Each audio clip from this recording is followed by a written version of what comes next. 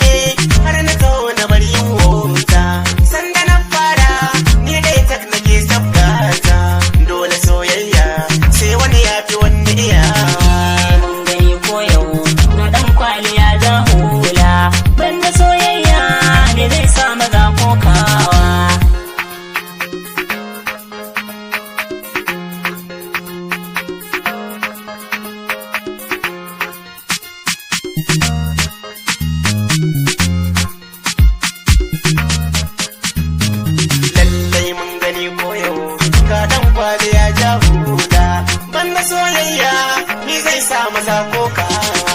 Ni kyau na soyayya kai ta kai da me kishinka, wanda zai jure ya dinga kankaro kimarka, ko bayan ka baki sa bai faɗin sharrinka, in ku kai sirri ya shi ya dinga yin sayawa.